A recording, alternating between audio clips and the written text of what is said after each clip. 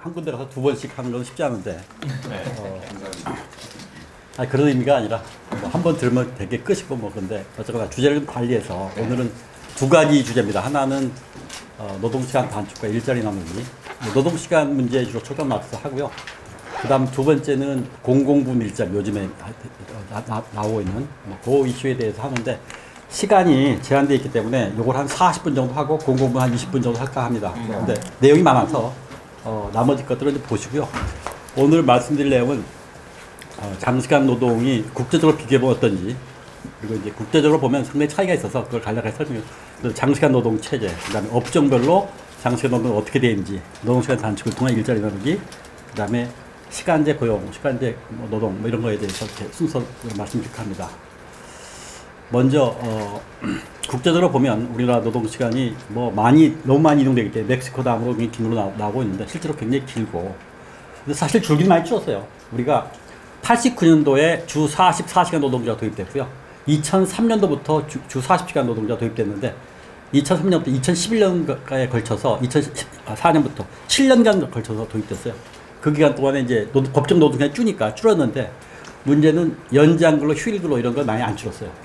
그래서 여전히 주 48시간에서 주 44시간, 40시간으로 넘어오면서 노동시간이 꽤 줄긴 했는데 여전히 주말이나 연장근로는 길다 이렇게 볼 수가 있고, 다른 나라 이를테면 여기 보시면 독일이나 네덜란드가 짧은 거는 파트타임 비중이 넓어졌습니다.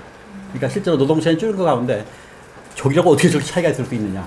파트타임 비중이 높습니다. 독일 같은 경우에는 미니접이라 해서 월 임금이 451호 이하인 데가 700만 명이 넘어요. 네덜란드는 파트타임 경제라고 할 정도로 여성들의 파트타임 비중이 아주 높습니다. 프랑스도 파트타임이 높고요. 벨기에 이런 나라의 파트타임이 높고, 스웨덴 같은 경우는 파트타임 비중이 그렇게 높지 않습니다. 스웨덴은 여성들도 풀타임을 전제로 일해요. 그래서 네덜란드와 상당히 차이를 두고 있는데, 그러니까 이런 것들이 다 같이 결합되어 있기 때문에 거꾸로 총노동시간만 봐서는 그런 내부적으로 그런 것들을 잘 드러내지 않기 때문에 약간 오해를 할 수가 있습니다. 꽤 줄었는데 어쨌거나 여전히 길다. 그래서 노동시간을 짧게 하는 게 굉장히 중요한 우리 시대적인 과제되어 있다 이렇게 말씀드릴 수가 있겠고, 이건 뭐 다른 측면에서 살펴본 근로자 기준으로 해가지고 살펴본 노동시간인데, 여기서 보면 어쨌거나 우리가 우리도 통계를 뭘로 쓰냐에 따라 차이 있는데 어쨌거나 굉장히 긴 거를 볼 수 있고요. 그 다음에 이거는 노동시간의 전체, 이거 좀 업데이트를 하는데 업데이트 못해서 그런데 길이하고 그 다음에 PPP로 따진 우리 근로자들의 연간 임금입니다. 임금 보면 PPP도 잠깐 설명을 해주시죠. PPP는 뭐냐면 Parity Purchasing Power라고 해서 우리가 명목소득이 있고 물가에 대비해서 그걸 물가랑 환산해서 실질 구매력 지수로 따는 게 PPP인데, 그러니까 우리는 명목 임금보다 실제 구매력 지수로 따진 PPP가 더 높아요. 왜냐하면 한국이 그래도 아직은 다른 선진국들에 비해서 물가가 싼 편이기 때문에 그래서 조금 높게 나타나고, 가령 저 위에 있는 덴마크나 이런 나라들 같은 경우는 실제로 명목소득의 PPP가 떨어져요. 왜냐하면 물가가 높아서. 그래서 이걸 보시면 우리가 PPP로 대한 실질 구매력 지수 따지면 일본이라든지 이태리나 이런 데랑 거의 비견할 수가 있는데, 이걸 노동시간을 거꾸로 나눠보면 우리가 여전히 시간당 임금도 17달러 정도로 해서 우리가 다른 나라보다는 좀 낮은데, 그럼에도 불구하고 우리가 아주 낮은 수준은 아니다라는 걸 지난번에도 말씀드렸고, 요거는 25세에서 54세까지 취업자의 주평균 노동시간을 보면 우리가 다른 나라보다 훨씬 긴 걸 볼 수가 있죠. 그죠? 물론 주평균 노동시간 가운데는 파트타임 같은 게 들어가 있죠. 근데 실제로 여성들 같은 경우나 여기도 보면 덴마크도 여기랑 다르게 파트타임이 없진 않은데 전체로 보면 우리가 굉장히 긴 걸 볼 수가 있어요. 물론 우리가 전체 취업자들의 노동시간 보면 40시간 조금 넘거나 그래요. 근데 그 가운데는 짧은 시간 근무하는 사람도 있고, 일부 우리가 다 장시간 노동하는 게 아니고요. 장시간 노동이 쏠려 있습니다. 좀. 이걸 보면 어른들 가운데 이런 분들이 있어요. 우리가 아직 뭐 좀 시기상조 아니야. 우리가 더 열심히 해야 하는 거 아니야. 우리가 지금 아직도 선진국과 하려면 멀었는데. 실제로 다른 나라들이 노동시간이 언제 짧아졌는가를 보면 되게 2만 불 때 좀 짧아졌어요. 2만 불 때. 근데 우리가 지금 2만 8천 불이죠? 물론 다른 나라들이 2만 불이었을 때 하고 지금하고 비교하면 그때 달러 인플레가 됐는데 그걸 다 감안하더라도 우리가 지금 다른 나라들이 2만 불 시대 때 우리나라 정도 1인당 국민 소득이 수준이었을 때 우리보다 훨씬 짧았다. 이런 걸 볼 수가 있어요. 그러니까 2만 달러 달성 시점을 한국이 2002년 이렇게 볼 수가 있고 미국과 69년, 일본은 79년 이때 실제로 총 그 당시에 제조업 쪽의 근로시간을 따져보면 이렇게 일본 같은 경우는 2000시간이 넘었지만 다른 데 1700시간, 1500시간 이렇게 짧죠, 그죠?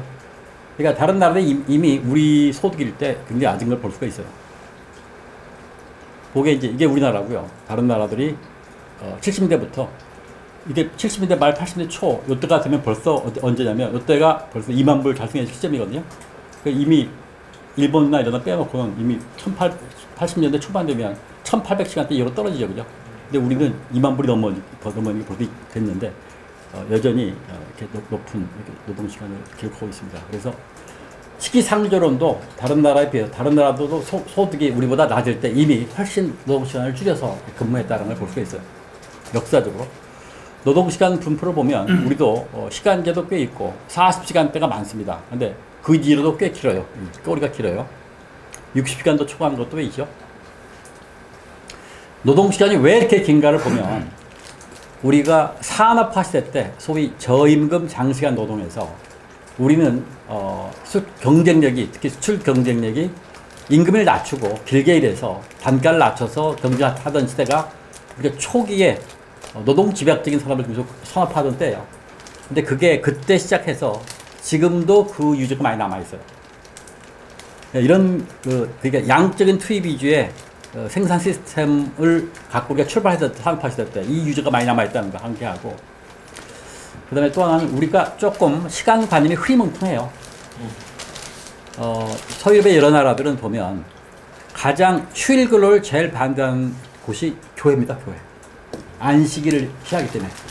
근데 우리나라는 교회가 안식일 날 취한다고 일요일 날 일하지 말자라고 캠페인한 걸 본 적이 없어요. 상당히 다르죠. 서유럽에서는 가게 여는 것도 반대하는 게 교회입니다. 안식일 취하는 게 강하기 때문에. 우리는 토요일하고 일요일 날 일하는 거를 예사로 생각해요. 근데 영국이나 뭐 미국 같은 나라는 토요일 일요일 일을 시킬 수가 있는데 안 하려고 그래 사람들이. 그리고 우리 기아 자동차나 이런 데가 슬로바키아나 이런 데 체코 가서 일하는데 가서 일 시키려면 안 하려고 해 사람들이 더 준다 해도. 그래서 이게 사고방식이 많이 다르다. 우리가 오히려 너무 물질적인 이해 조금 더 벌고 토요일날 일요일날 쉬는 것도 우습게 알고 일하는 것도 이런 게 사회적인 규범 자체가 좀 흐리멍텅하다. 노동시간에 대해서 이런 걸 볼 수가 좀 있고요. 또 하나는 과거에 우리가 남성 외벌이 모델이었어요. 그러니까 혼자 벌어서 먹여 살리는 가장에서 그러다 보니까 제가 좀 더 벌어서 자녀들한테 주려고. 근데 지금 맞벌이 모델로 가지 않습니까? 그죠? 맞벌이 모델로 가면 남녀가 같이 집안일도 하고 일생활 균형을 해야 한단 말이죠. 이미 가 있는데 우리는 남성 외벌이 모델의 노동시간 체제가 그 관념, 규범 이런 것들이 여전히 남아있어서 여전히 좀 정시에 퇴근하려고 하면 벌써 퇴근해? 이렇게 얘기하고 연장근무를 당연히 하고 토요일, 일요일 나오게 하는 걸 우습게 알고 관리자들이 계속 관리자들이 자기가 그러니까.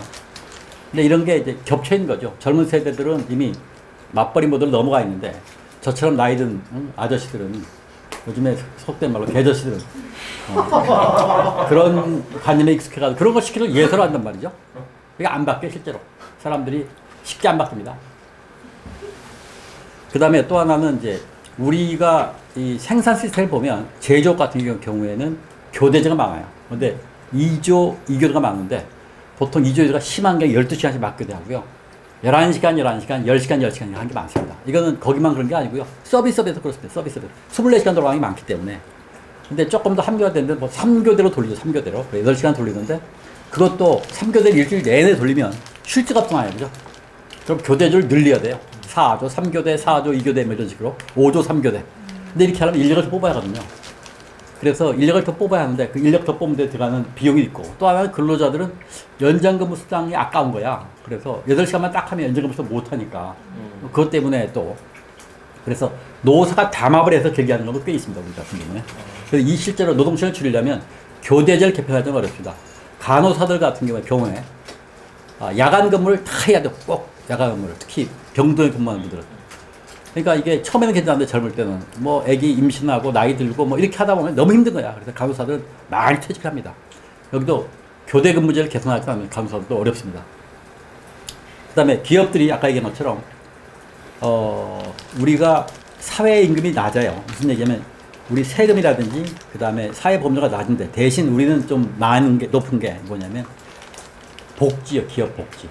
기업 복지가 대기업 같은 경우는 전체 인건비의 3분의 1 정도를 차지한다고 그래요. 그러니까 사람을 쓰려면 임금 말고 더 줘야 하는 거야. 사회복지가 잘 돼 있으면 기업 복지를 사회복지로 싹 돌려서 기업이 쓸 때 복지에 따른 비용이 적어요. 근데 우리는 사회복지가 덜 돼 있으니까 기업적으로 많이 기업 중에 대기업들이나 이런 데는 기업 복지를 굉장히 강화해서 사람을 쓰려면 그걸 많이 해줘야 돼요. 그렇잖아요. 그러니까 이것도 그 비용이 꽤 들어가니까 기업들이 조금 인력을 가능하면 최소 쓰려고 하면 이런 게 강하죠. 저임금근로의 연장근로, 저임금근로자들이 최저임금 수준의 근로자들이 많지 않습니까? 그죠? 그래서 8시간만 근무해서 어려우니까, 거긴 또 인력도 부족하고, 그래서, 실제 연장근무나 야간근무, 휴일근로 이런 걸 통해서 생계비를 보충하는 근로자들이 적지 않습니다. 그래서 다 그런 건 아니에요. 다 그런 건 아니고, 우리나라는 꽤 고임금 근로자들도 연장근무를 해요. 그래서 저임금 때문에 우리가 장시간 노동이 된다는 거는 상당수 근로자들한테 맞는데 다수의 또 전체는 아니에요. 일부는 꽤 임금 많이 높게 받는 또 장시간 노동하는 경우가 있습니다. 그 다음에 논이 뭐해? 놀면 돈 쓰는데 일해야지. 이런 사람들도 꽤 있어요. 그죠? 휴일 휴가에 대한 가치나 이런 개념이 낮아요. 근데 젊은 사람들은 그렇지 않아요. 내가 그 사이에 돈을 하루 정도 임금을 못 받더라도 나는 휴일 가겠다. 이런 사람들이 꽤 있어요. 그러니까 이게 단초로 드러나는 게 우리 근로기준 보면 보상휴가제도라는 게 있어요. 연장근무를 하면 연장근무 한 만큼을 갖다가 쉴 수 있는 권리가 있어요. 근데 그걸 거의 안 써요. 연장으로서 못 바꿔요. 이건 젊은 사람들 그래요. 물론 이 제도를 몰라서 기업도 몰라서 이걸 제대로 활용하지 못하고 근로자들 모르는 사람도 있어요. 근데 이 제도는 활용을 독일 같은 경우에는 워킹 타임 뱅크라고 해서 근로시간을 저장해두는 계좌가 있어요. 계좌. 그래서 연장근무 했다가 그걸 수당은 안 다 쓰고 다 휴일로 써요. 아니면 조기 퇴직하면서 쓰기도 하고. 근데 우리도 이제 그 제도가 도입을 이미 좀 돼 있어요. 근데 안 써. 그러자면 연장근무 타먹을 욕심에. 휴가도 안 가요. 그죠? 연차 휴가도 안 가. 연차 휴가 수당 타먹으려고. 근데 연차 휴가는 지금 어떻게 되어 있냐면요. 연차 휴가를 쭉 전에 미리 알려주고 쓰라고 하면 연차 휴당을 안 줘도 됩니다. 지금. 근데 이제 회사가 일이 너무 많아서 휴가 가라고 하면 가만히 있어봐. 이렇게 붙잡으면 그건 줘야죠. 그죠? 왜냐면 회사가 자기들 필요에 의해서 가고 싶었는데 못 가겠으니까 그건 줘야 하는데 그런 게 아니고 연차휴가를 촉진하고 가도록 했는데 불구하고 안 가면 안 줘도 돼요. 근데 또 노동점이 있는 곳은 그것도 안 돼서 연차휴가 안 가면 그렇게 할까 말까 줘야 한다라는 것도 있어요. 근데 단체 협약이 근로기준보다 우선이기 때문에 그건 또 성립을 해요. 심지어 옛날 월차 수당이 없어진 것도 그대로 수당으로 남아있는 것도 꽤 많아요. 이건 뭐 현대 쪽에 그것도 그렇고 은행도 있고요. 오히려 큰 데가 많아요. 그래서 그걸 합치면 연차 수당과 남아있는 죽은 월차 휴가를 월차 수당으로 살려서 타면 한 달씩 타요. 그 임금에. 그래서 대기업 임금도 많이 타는 건 너무한 게 아닌가. 저는 개인적으로 그분들이 하면 좀 안 좋을지 모르지만 없앴으면 좋겠어요. 법으로. 못 받게. 왜냐면 그 사람들은 꽤 받거든. 여러 가지. 또 하나 우리나라 이것도 연차휴가만 제대로 써도 사실 굉장히 줄일 수가 있는데 연차휴가를 우리가 쓰는 거 평균으로 보면 60%를 쓰고 40%를 못 씁니다. 여러 가지 이유 때문에 회사가 일이 없거나 사람이 바쁘거나 이래서 못 쓰는 것도 꽤 있고요. 관리자들 같은 경우는 근로자들은 받을 욕심으로 그렇고 또 하나가 우리 포괄임금이라는 게 있어요. 이건 여러분들 거의 다 해당될 거예요. 여기 YK도 해당될 거고 언론사도 많이 해당. 무슨 얘기냐면 보통 연봉이나 월급에다가 연장근로수당을 좀 얹어줘요. 10시간, 5시간 한 달에. 그래 놓고 그 시간뿐만 아니라 훨씬 길게 쓰는 거예요. 제가 2011년 뒤에 말씀드리겠는데 은행을 조사해봤더니 은행이 가장 많이 연장근로 월 청구할 수 있는 시간이 10시간이에요. 근데 실제로 연장근로를 한 60시간씩 시키더라고. 연장근로 이런 거를. 그러니까 이게 뭐냐면 일본에서는 이걸 서비스하자. 공짜로 한다 해서. 근데 이게 자기가 노동시간을 결정할 수 있는 고도의 전문직이나 기획이나 이런 건 빠질 수가 있는데 그게 아니라 대졸자 평범한 뭐 두 가지 얼마 안 되지 않는 밑에 있는 일반 사원이나 대리 이런 정도는 자기 결정권이었거든요. 근데 이건 공짜로 기업이 시킨 거지. 저는 이거를 이번 기회에, 이번 문재인 정부에서 확실하게 좀 바꿔서 이거를 줄이면요. 그렇게 할 일이 많으면 사람을 더 쓰지. 월급 좀 덜 주고. 우리 저번에 제가 지난번에 얘기한 것처럼 우리나라 대졸 초임이 높습니다. 특히 대기업의 초임은 일본보다 훨씬 높아요. 그래서 좀 덜, 월급을 좀 덜 주고 그렇게 사람이 실제로 할 일이 많으면 사람을 더 쓰지. 근데 우리는 저 포괄임금이라는 게 아주 이상한 제도가 있어가지고. 근데 저거는 대부분 판례도 엇갈려요. 엇갈려서 한쪽에서는 불법이라고 그러고 한쪽에서는 뭐 어떻게 그러고. 확실하게 하는 방법은 법으로 포괄임금을 금지하고 대신 미국에는 화이트 칼라 익셈션이라는 조항이 있어요. 뭐냐면 화이트 칼라들 가운데 월급이 일정한 수준 이상 되는 사람들은 연장근로수당을 안 줘도 된다는 게 있는데 미국은 엄청 그걸 악용을 해요. 그래서 지난번에 오바마 정부가 퇴임하기 전에 그걸 2배로 올렸어요. 너무 우리 돈으로 한 2,400만 원인가 정도 되면 연장으로서 안 줘도 돼. 그게 너무 남은 거였어요. 그걸 4,500만 원 정도만 올렸어요. 근데 그래도 낮아. 일본 같은 경우는 이걸 도입하려고 하는데 일본은 훨씬 까다롭게 도입하려고 해요. 일본도 아직 이거를 일본도 화이트 칼라 익셈션 아직 도입 못했어요. 일본도 아까 이거 서비스 산업이나 얼마 전에 도쿄대 도쿄대를 졸업한 젊은 여성이 광고에서 바로 해가지고 나중에 살인자 집에 왔으면 죽었어요. 그죠? 그래서 아베 정부가 저걸 좀 어떻게 바로 잡겠다고 했는데 하다가 또 후퇴를 거듭해가지고 제가 보기엔 별로 의미 있는 안 될 것 같아요. 아베 정부는. 일본은 뭐 하는 것 같은데 그게 느리고 하다가 이거 빼고 저거 빼고 해가지고 제대로 되는 게 제가 보면 별로 없어요. 우리가 훨씬 잘합니다. 그 다음에 사회적으로 긴 영업시간. 우리 막 토요일 다른 나라들 영업시간 규제를 하죠. 그래서 옛날보다는 풀었는데 옛날에 토요일 일요일 이틀 동안 뭐 영업 문도 닫았겠는데 요즘에는 이제 외국도 일주일에 하루 정도 토요일 일요일 중에 하루 정도 쉬고 어떤 데는 토요일 일요일 다 여는 데도 있죠. 근데 이것도 영업시간 규제를 해요. 안 하는 게 아니라. 그리고 그걸 아까 얘기한 것처럼 제일 반대하는 데가 푸는 걸 제일 반대하는 교회입니다. 교회. 근데 우리는 이게 거의 뭐 24시간 돌아가고 뭐 그런데 요즘은 그래도 조금 편의점은 아니고 가게들이 일요일 날 문 닫는 가게가 많이 들었어요. 그죠? 그래서 이거도 굉장히 중요한 인식변화, 사회적 변화가 시작됐다라는 걸 볼 수가 있습니다. 어쨌거나 이런 게 이제 장시간 노동체제를 떠받들고 있는 우리 사회의 규범이나 보조적인 시스템들이 이렇게 다양하게 작동하고 있다. 이런 걸 볼 수가 있고요. 이거는 주 40시간제인데 우리가 지금 당사자가 합의하면 주 12시간 한도로 연장근로를 할 수 있어요. 그러면 합치면 52시간이에요. 그죠? 근데 2000년도에 고용노동부가 행정해석을 이상하게 해가지고 어떻게 했냐면 토요일하고 일요일날 각각 8시간씩 일하는 거는 휴일 근무는 연장근로에 포함이 되지 않는다. 그럼 무슨 얘기냐면 일주일에 포함되는 건 월화수목금만 포함되고 토요일하고 일요일은 일주일에 포함되지 않는다는 요상한 해석을 내렸어요. 이거는 법학자들한테 호되게 비판을 받았어요. 근데 너무 관행을 유지했기 때문에 한꺼번에 바꿀 수가 없어요. 이번에 가장 첨예한 이슈가 이겁니다. 무슨 얘기냐면 토요일하고 일요일날 일하는 휴일 근무, 사실 휴일과 휴무 근무인데 이거를 연장 근로에 넣을 거냐 말 거냐. 그러니까 휴무이면서 동시에 일주일로 다른 계산하면 그 연장 40시간 이상 하는 거기 때문에 그러면 휴일 근무인 동시에 연장 근무가 되기 때문에 우리가 휴일 근무나 연장 근무 각각 50%의 가산금을 주게 돼 있어요. 근데 이게 겹치면 50%, 100%를 줘야 돼. 이게 지금 성남의 환경미화학을 주면서 대법원에 결의가 됐는데 대법원이 이걸 가지고 판결 못하고 불불 떨고 있어요. 3년째 이상. 왜 그러냐면 이거 판결이 휴일 근로가 연장근로에 포함된다고 하는 순간에 그동안 휴일 근로 했던 사람은 대부분 다 연장 근로이기 때문에 그 3년치 소급임금이 발생해요. 그래서 이 액수가 적지 않기 때문에 대법원이 왜 우리가 그걸 지들이 해놓고 왜 우리가 떴다는 거 우리가 그걸 책임을 지고 써야 하냐 해가지고 대법원도 못하고 있고 뭐 하여튼 그러고 있습니다. 정부가 이번에 국회 통과 안 되면 이번에 주 50시간 휴일 근무가 연장 근무에 포함된다라는 거를 행정에서 바꾸겠다 하는데 정부도 사실 곤란해요. 왜냐면 똑같은 채권이 발생하기 때문에. 그 다음에 또 하나 50%를 계속 추가를 줘야 하는데 휴일 근무를 하는 가 적지 않거든요. 거기는 계속 더 줘야 하기 때문에 그것도 작은 액수가 아니에요. 그래서 이게 이제 어떻게 보면 이거를 고쳐야지 좀 노동시간이 줄어드는데 이걸 못 고치고 지금 하고 있고 중소기업들은 이걸 단계적으로 하자. 68시간까지 하고 있는 거를 특별 연장으로 해서 60시간까지 8시간을 더 할 수 있도록 하고 그거를 언제 더 줄일지는 나중에 보자 이런 건데 무슨 얘기야 노동계는 50시간 확 줄여라 당장 이런 걸 해서 대립이 되고 있어요. 근데 이거를 여야도 노사의 상대 이익을 대변하기 때문에 안 되고 있습니다. 이게 가장 큰 이슈 중에 하나예요. 현 정부 해결해야.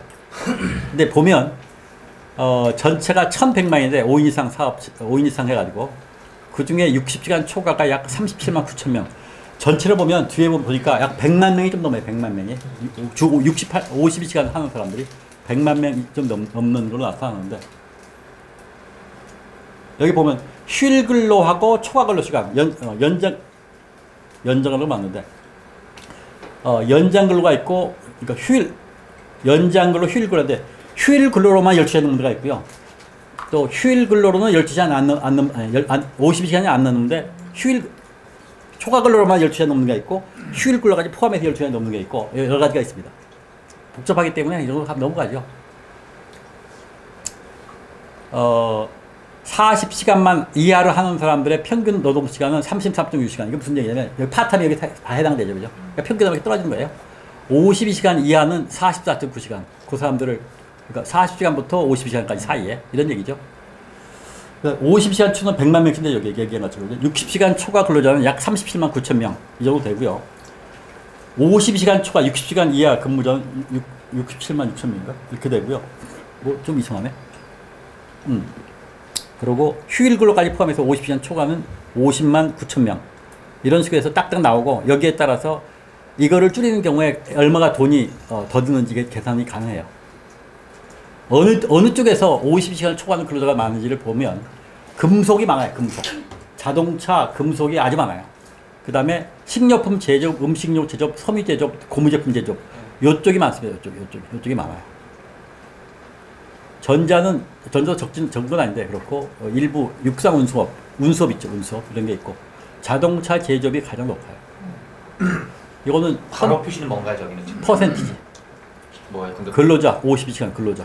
근데 요거는 현대자동차가 2013년 4월 달에 주간 연속 이교에서 주야 이교대에서 주간 연속 이교로 바뀌면서 이게 좀 비율이 줄었어요. 완성차하고 1차 협력업체는 꽤 줄었어요. 근데 2차 협력업체부터는 아직 많습니다.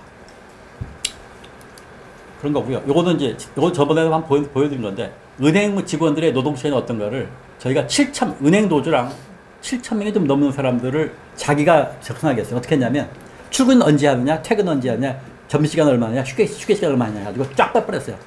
그러니까 사람들이 당신 몇 시간 근무해요 하면 몰라요. 어떤 사람은 자기가 그 속에다가 점심시간 넣는 사람, 그 다음에 작업 준비 시간, 작업 종료 시간 이런 게 있거든요. 뭐 그게 들어가는지 안 들어가는지, 휴게 시간이 들어가는지 안 들어가는지 이런 게 불분명하기 때문에 실제로 본인이 근무 시간 어떻게 하는지 정확하게 산정을 못해요. 회사 측도요, 근로시간 산정 못하는 게 많습니다. 어떤 때는 점심시간을 근로시간에 포함시켜준 데서 우리가 조사해보면. 근데 원래 근무 시간은 출근 시간에서 퇴근 시간, 출근 시간 빼고요. 그 가운데 식사 시간 빼고, 휴게 시간 빼고, 작업 준비 시간, 작업 종료 시간 들어갑니다. 그리고 중간에 본인이 자유롭게 쓸 수 있는 시간 있죠. 가령 버스 같은 경우에 종점이나 기점에 가서 좀 본인이 자유롭게 쓸 수 있는 시간이 있다면, 왜냐면 매번 버스가 오락가락 하는 게 아니라 손님이 없기 때문에 가서 1시간 기다릴 수 있거든요. 그건 빼도 돼요. 근데 포함시켜 줄 수도 있어요. 뭐 이런 것처럼 근로시간을 실제로 산정 어떻게 하는가. 이거 또 산정하더라도 보상 어떻게 할까. 이건 또 별개 문제예요. 근로시간 측정, 산정, 보상이 다 다른데 우리는 이게 엉망으로 돼 있어요. 근로시간 관리가 굉장히 엉망으로 돼 있어서 지금 근로시간도 엄밀하게 따져보면 이것도 틀리고 실제로는 더 길 수 있어요. 우리가. 여기 보면 은행은 특별히 바쁘지 않은 평소 영업이라도 하루 평균 11시간을 상회하면 11.23시간을 근무하더라. 2011년 통계예요. 근데 최대 10시간까지 연장으로 주고 있어요. 월 평균 55에서 62.8시간까지 하고 있어요. 그러니까 45에서 52.8시간까지 공짜로 해주고 있는 거죠. 그죠? 이게 포괄임금제 때문에 노동시간이 사무직들한테 길어진 대표적인 겁니다. 이것만 줄여도 노동시간 많이 줄일 수 있고 젊은 사람들한테 일자리를 더 줄 수 있겠죠. 물론 기업들은 돈이 더 들어갈 겁니다. 포괄역산제 실제로 하고 있는 걸 조사해봤어요. 했더니 그전보다는 줄었는데 역시 포괄역산제는 뭔가요? 포괄역산제는 뭐냐면 총액을 적어놓고 거꾸로 계산하는 거예요. 그래서 총액이 150만 원이면 노동시간을 그래가지고 사실 거꾸로 해서 일당 얼마 이렇게 나오는 거예요. 실제로. 대표적으로 하는 데가 이거는 어디냐면 운수업 이렇게. 포괄역산제는 운수업에만 적용되고 다른 데는 포괄역산제가 아니고 포괄임금제라고 할 수 있어요. 아까 얘기한 것처럼 그냥 월급에다가 몇 시간을 얹어주고 나머지는 시키고 싶은 대로 일 시키고 연장으로서 안 주고 그것만 주는 거죠. 그래서 실제로 이제 보면 실제 근로시간 관계없이 일정한 한도에서만 지급 주는 은행처럼 그게 이렇게 되고 연장 근로시간 정확하게 비례해서 주는 경우가 62.4%. 이거는 제조업 생산직까지 다 주고요. 이렇게 대부분 다. 그 다음에 연장 근로시간 아예 없는 것도 있어요. 일 시키고도. 근데 포괄임금제 25.5% 이렇게 되는 거죠. 사무직 같은 경우 어떻게 되는가 보니까 사무직들은 포괄임금제가 사무직이 이렇게 되고요. 요거 다 포함해서 그렇죠. 그 다음에 아예 연장 근로시간이 없는 것도 꽤 있어요. 그러니까 이거 세 개가 사실 엄격하게 얘기하면 노동시간을 많이 쓰고 임금을 안 주고 조금밖에 안 주는 거죠. 그거를 유노조, 무노조, 제조업, 비제조업 이렇게 살펴본 거고요. 공무원도 많이 근무를 해요. 보니까 공무원도. 이거는 2012년에 갤럽 연구소가 한국 공무원들 중앙공무원, 지방공무원 했는데 이거는 이런 것도 있어요. 공무원들 왜 그 오후에 밥 먹고 와서 찍고 가는 거 있죠. 수당 타갈라. 네. 그것도 있다고 자기들도 나와. 자기들이 한 거에서도. 근데 이제 그것뿐만 실제로 일이 꽤 있어요. 낮에는 민원일 상대하고 밤에 일하는 경우도 있거든요. 저는 정부가 하려면 공무원부터 줄이자. 공무원부터.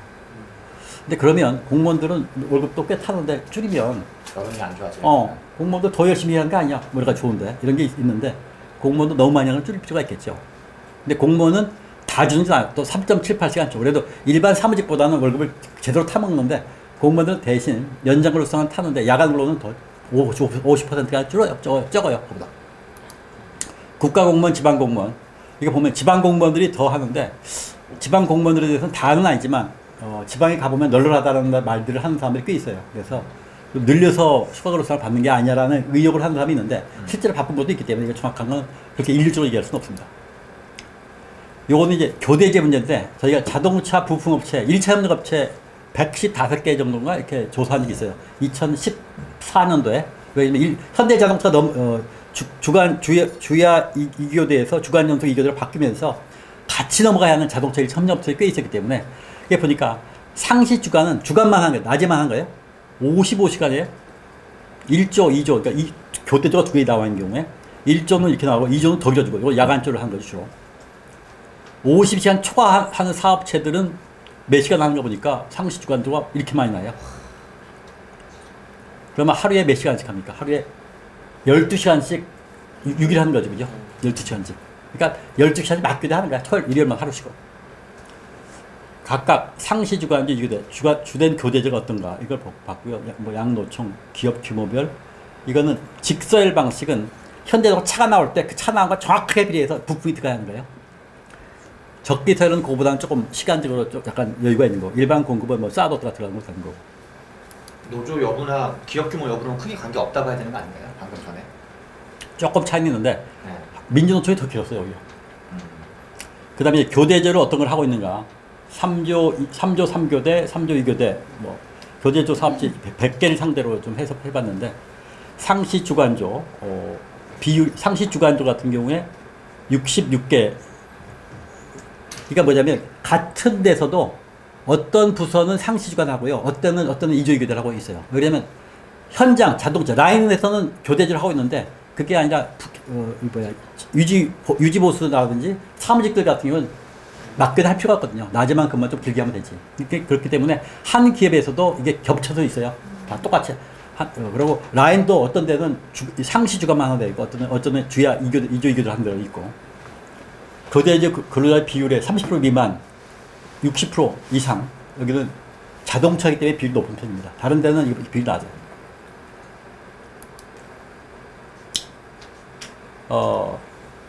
이걸 교대제를 개편해야 하는 거예요. 교대제 개편이 비교적 노동시간 줄이면서 인력을 많이 써야 하는 부분 중 하나예요. 왜 그러냐면 교대줄 짜는데 교대줄 2개를 3개로 쪼개면 한 조가 어쨌거나 있어야 할 거야. 작업할 기본팀이. 그죠? 그러니까 그 인원을 늘려야 돼. 그래서 교대줄 바꾸는 것은 근로시간 줄이면서 교대줄 바꾸는 것은 인력을 늘리는 좋은 방법이에요. 문제는 그렇게 된 경우에 이 몇 가지 문제가 있어요.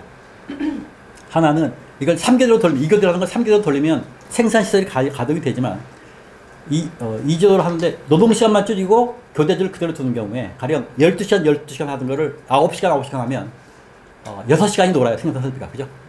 현대자동차 같은 경우 지금 그래요. 지금 8시간 하거든요. 8시간 정도가 놀아요. 생산설비가. 그래서 이거는 조금 자동차 생산사가 비싸기 때문에 대표적으로 뺑뺑이를 잘 돌리는 이게 효율적인데 다른 독일 같은 경우도 이걸 해요. 근데 우리는 이게 안 돼 있어서 지금 문제입니다. 앞으로 아마 노동시간 더 줄이면 이게 가능할지도 모르겠어요. 근데 하면 대신 사람을 더 많이 뽑아야 하고 대신 라인을 풀로 돌려야 하기 때문에 한 라인이 생산할 수 있는 게 더 많아지죠. 그래서 뭐 이건 인력을 한번 따져보고 실제로 얼마만큼 인력을 뽑을 생각이 이건 다 서베이를 해서 한 겁니다. 실제로. 이건 버스예요, 버스. 여러분 버스 아시죠? 버스가 노동시간이 굉장히 길고 아직도 주 50시간 해가지고 이게 걸릴 때가 수두딱딱해요. 근데 버스는 우리나라 버스는 서울시내 버스는 서울시가 6대 도시는 준공영제입니다. 그죠? 그래서 버스가 민간이 운영하지만 민간이 운영하고 우리가 버스 할 때 돈을 이거 하잖아요. 그죠? 그러면 그게 빠져나가죠. 1150원인가 빠져나가잖아요. 부족한 거, 버스 운영하는데 부족한 거를 다 서울시가 메꿔줘요. 1년에 한 5천억쯤 되죠? 네. 지방에도 900억, 뭐 500억 이렇게 돼요. 그래가지고 지방 정부는 굉장히 큰 부담이에요. 네. 근데 어쨌든 이것 때문에 도심에 자가용을 들 갖고 오게 되고 얼마나 편리해졌어요. 그죠? MB가 이것 때문에 사실 굉장히 점수를 딴 거 아니에요. 그죠? 네. 우리 시스템 잘 되는 겁니다. 그리고 이거 준공영이라는 거는 이거를 순전히 요금을 하지 않고 오히려 요금을 좀 싸게 하고 대신 버스가 돌아다니니까 자가용이 덜 돌아다니니까 그만큼 공기도 깨끗해지고 교통체증 덜 되고 사회적인 이익이 크단 말이죠. 그래서 이거는 돈을 더 대주더라도 그만큼 실익이 있다, 사회적으로. 이걸 하고 있는, 이거는 서울 도심만이 아니라 지방에 시외버스나 시내버스가 다 장사가 안 됩니다. 그것만 가지고 못 먹어 살아요. 그래서 다 보조금이 다 직접적으로 다.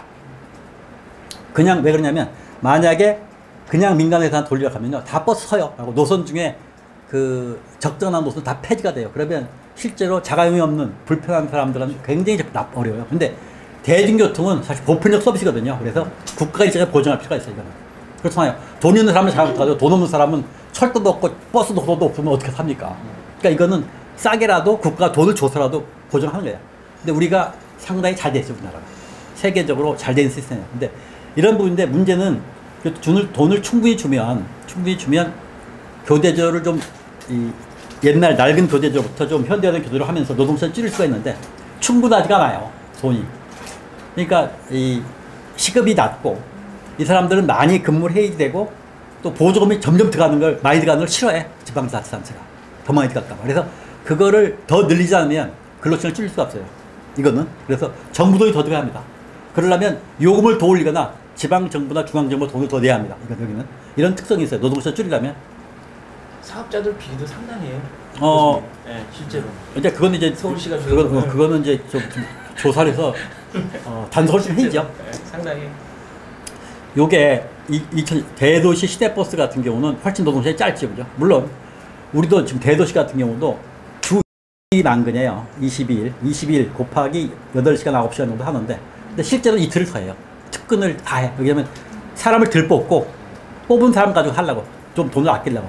서울도 그래 심지어. 그리고 버스 기사들도 나이가들이 많아요. 되게 50대 이렇게 되는데 이분들도 좀 임금 가지고 좀 부족하기 때문에 더 하려고 그래요. 근데 6대 도시는 굉장히 좋은 편이에요. 그래서 이력서 쌓여있고 그렇죠. 지방 도시는 인력이 부족해요. 왜냐면 이건 돈을 많이 들어가니까 이쪽에 6대 도시는. 이건 전에 좀 한참 된 건데 6개 산업의 장시간 노동을 비교해 본 거예요. 자동차, 조선, 철강, 은행, 병원, 운수 이렇게 해가지고 장시간 노동의 정도가 어떻게 되고 초과근로 수당의 비중이 어떻게 되고 그리고 자동차 요거는 전에 노동시간이 길었을 때요. 연장, 야간, 특근을 다 해서 이렇게 길었어요. 지금 줄었어요 좀 꽤. 지금도 보니까 현대차 같은 경우는 휴일 특근 안 하면 연봉이 한 1,500만 원 정도 준다고 하더라고요. 지금 현대가 한 9,700대거든요. 현대자동차 평균이. 근데 1,500 정도 준대요. 현대자동차 굉장히 많이 받습니다. 여기도 조선도 많이 받았는데 지금은 훨씬 줄었습니다. 지금은 뭐 8시간도 못해서 그런 거고. 이건 전에 겁니다. 그 다음에 장시간 노동 형태가 어떻게 되는가.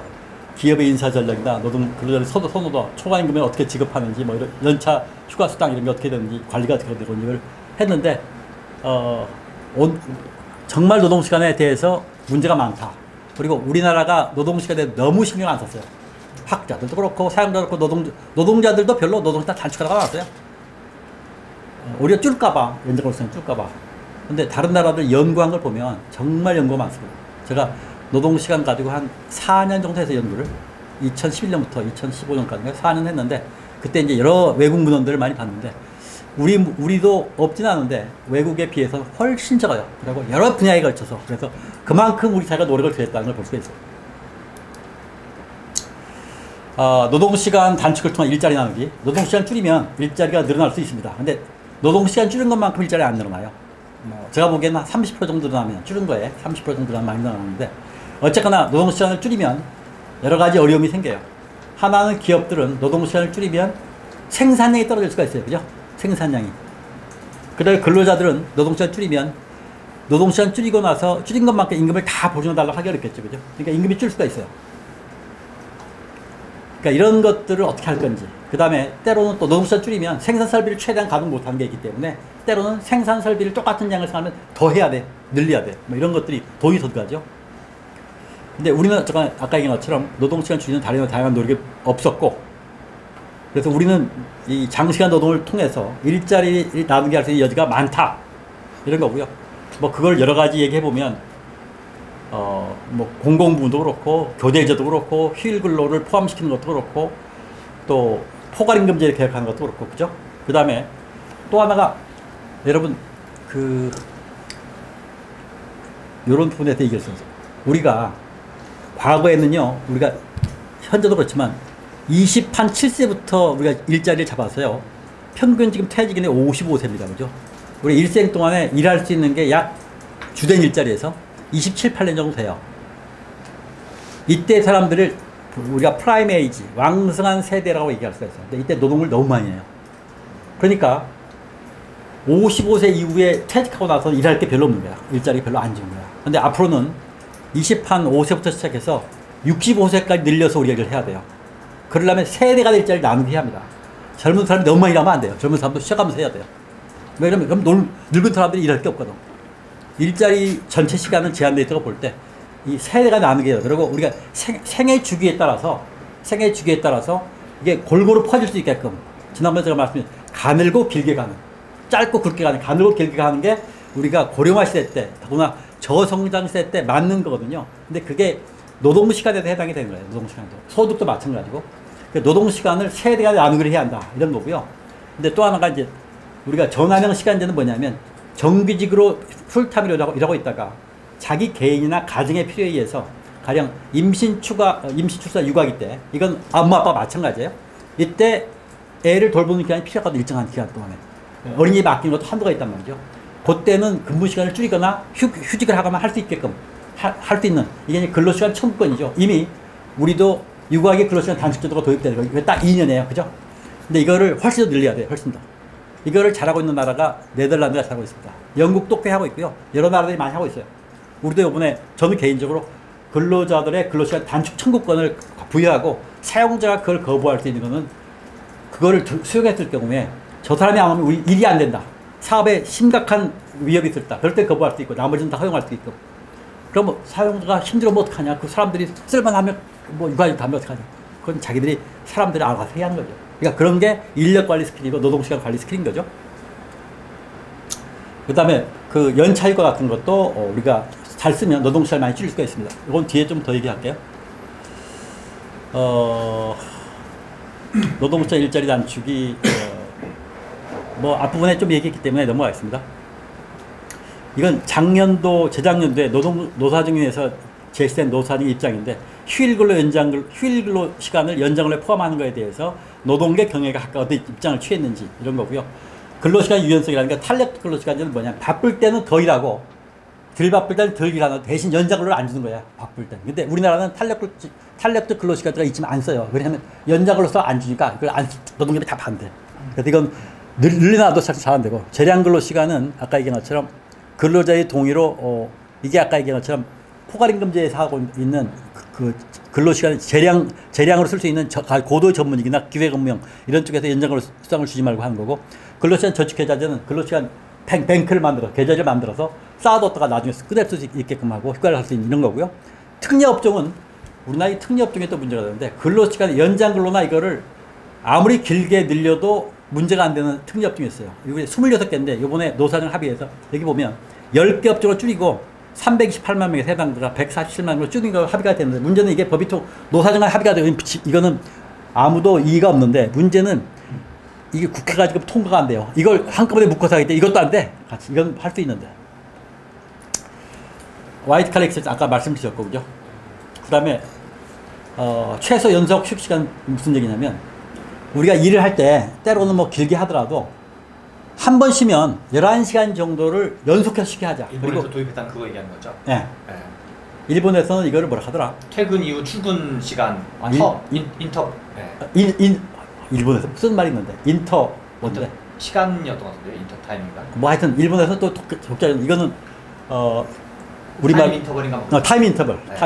타임 인터벌. 일본이 자기들 그렇게 했는데 최소 연속 시간 보장, 유러피언 유니언 같은 이걸 다 보장을 해요. 그래서 어떤 일을 시키더라도 하여튼 일 끝나고 나서 그 다음까지 11시간을 중간에 중단 없이 최소 11시간을 보장하고 일주일에 한 번은 11시간 플러스 24시간, 35시간을 한 번은 보장하게 돼 있어요. 이게 마스트예요, 마스트. 다른 거 어떤 걸 하더라도 포괄임금제 폐지하고 연장근로 할증일은 연장근로가 휴일과 겹칠 때 이거를 플러스 50% 100% 해야 하는데 사용자 측에는 너무 부담이니까 50%는 하자 이런 거고 아니면 25% 하든지 이런 얘기. 지금부터 칼퇴근제도 포괄임금제 하루에 8시간만 일하고 퇴근하자는 겁니다. 이거 유승민의 칼퇴근 얘기가 나왔지 그죠? 저는 뭐 좋은 편이라고 생각이 들고 연장근로 없는 직장 연장근로는 아주 예외적일 때만 하는 직장 이런 걸 만들자는 거예요 우리나라. 점심시간을 짧게 하자. 점심시간 괜히 길게 해가지고 가서 커피 한 잔 따로 마시고 잡담하고 이렇게 하지 말자. 그리고 회의도 제대로 준비하고 짧게 하자. 서서 하자 가능하면. 이게 무슨 얘기냐면 그래야지 집에 가서 보내는 시간 많으거든요. 우리나라는 지역 공동체가 무너져 있어요. 왜 그러냐면 아파트 문화도 있지만 또 하나는 직장에서 다 시간을 보내고 술 먹고 직장에서 보내고 등산하고 직장 사람들하고 동네 사람들하고 몰라. 그러니까 동네 마을 커뮤니티가 다 무너졌어요. 이거 굉장히 큰 일입니다. 일본 노동성이 길지만 일본은 로컬 커뮤니티가 살아있어요. 맛집이 일본 가서 맛집 같은 게 살아있거든요. 우리는 그런 게 없어요. 기껏해야 마을 사람들 모르고 가수 불러가지고 하는 거. 그럼 서로 뭐 몰라도 좋아. 이런 건 하고 있단 말이죠. 그러니까 우리는 제대로 된 저녁에 있는 삶, 이웃과 하는 삶을 같이 하려면 반드시 노동시간을 줄이고 직장에서 있는 시간을 줄이고 직장에 몰빵하는 삶으로부터 직장과 가정과 지역에 균형되게 시간이 배분되는 이런 삶을 건설해야 돼요. 이게 여러분들의 의무입니다. 앞으로 우리가 새롭게 만들 우리 사회의 비전이고 그래서 포괄임금제도 근무시간을 흐리멍텅하게 관리하는 데 생기는 거니까 이런 걸 하고 정확하게 또 정확한 기준을 마련하고요. 주 노동시간을 기록하고 또 이걸 공개하자는 거야. 근로시간도. 그래서 어느 사업장에 근로시간을 많이 하는 근로 많이 시키는지 해가지고 망신 주는 거. 네이밍 앤 쉐이밍 있잖아요. 그죠? 망신 주는 거. 그거 여기가 비교해서 많이 해요. 네이밍 앤 쉐이밍. 잘못한 사람은 공개해가지고 망신을 주는 거야. 노동시간 산정하기 어려운 이런 걸 좀 하고요. 근데 문제는 직장에 짧게 있는 건 좋은데 짧게 있는 동안 제대로 해야겠지 일을 그죠? 집중적으로 해야 합니다. 그러려면 근무 시간을 제대로 효율적으로 관리해야 돼요. 그리고 딴짓 못 피고 개인적인 일을 하지 않고 그러려면 굉장히 관리자들이 체계적으로 업무 지시를 해야 돼요. 그리고 이거를 업무 지시할 때 이거를 제대로 이 사람이 요 시간 동안 할 수 있는가 없는가를 계속 체크하고 이건 굉장히 중요한 타임 스케줄 능력이에요. 우리가 굉장히 떨어져요. 지난번에 우리가 대면주의하고 즉흥주의 얘기했죠. 그죠? 생각나면 일 시키고 이게 전형적으로 타임 스케줄 못하는 사람들 특징이거든. 그러니까 실제로 정확하게 타임 스케줄하고 제한된 시간 내에 하고 너무 일 많으면 사람 도취해서 한다든지 이런 걸 할 수가 있어야 한단 말이죠. 우리가 실제로 근로시간 관리가 관리자들부터 아주 형편없어요. 그러니까 대표적인 생각나는 일 시키고 없으면 시키게 되는 거야. 어디 갔어? 이렇게 얘기하는 게 뭐냐면 이게 사람이 있을 때 그때 시켜야 하는데 없으니까 생각날 때 시켜야 하는데 없으니까 불편하거든. 그러니까 이제 그런 식의. 그러니까 이게 대표적으로 어떻게 우리가 잘못하면 그래서 이런 점심시간 단축 근무하고 사적 영무학 뭐 이런 것들 하지 말자. 긴 커피 브레이크 하지 말자 이런 거고. 실근 시간 단축할 수도 있고 그다음에 일자리가 상당한 이 증가가 예상되는데 제가 정부한테도 계속 얘기하는데 이게 잘 미적미적해요. 좀 계속 좀 강조하려고 그랬습니다. 요거는 이제 우리나라 일자리 많이 늘어날 수 있는 게 보건의료 산업이에요. 세계적으로 다 보건의료 산업은 고령화하고 보건의료 서비스의 질 개선 요구 때문에 빠르게 늘어나요. 우리나라에서 제일 빠르게 늘어나고 있는 직종 중 하나가 보건의료 쪽입니다. 간호사들. 다른 나라는 간호사가 부족해서 수입을 많이 하죠. 우리도 수입하면 안 돼요. 우리 인력을 좀 써야 합니다. 근데 어쨌거나 여기도 이런 것들 때문에 빨리 일어나는 여기도 간호사의 30%만 시간적으로 통합이 그렇고 이걸 보니까 우리 지금 또 하게 하는 게 통합 간호 서비스예요. 간호 간병 통합 서비스라는 게 무슨 얘기냐면 그동안 간병인을 뒀잖아요. 간병인. 그죠? 그 중환자들.